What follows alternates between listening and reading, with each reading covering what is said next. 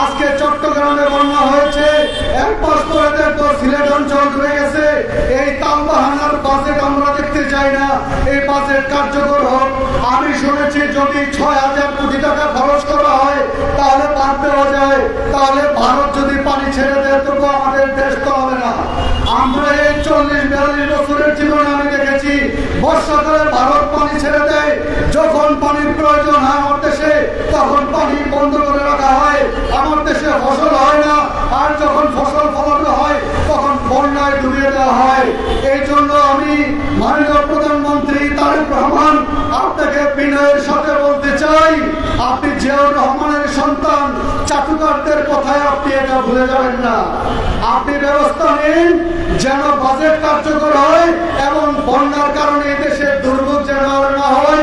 শেষ করবো এই কথা বলে, আমরা দেখেছি বাজেট হয়েছে, বন্যা কবলিত অঞ্চলে সেনাবাহিনীর মোতায়েন করা হয়েছে, কিন্তু সেনাবাহিনী বাজেট পাচ্ছে না।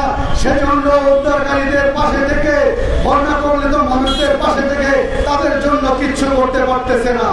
বাজেট কার্যকর হোক, তাদের কাছে বাজেট পৌঁছান এবং মানুষের দুর্ভোগ লাঘবে আপনার নেতৃত্বে কার্যকরী একটা টিম গঠন করুন, এই আশাবাদ ব্যক্ত করে আমার বক্তব্য শেষ করছি। ধন্যবাদ সবাইকে।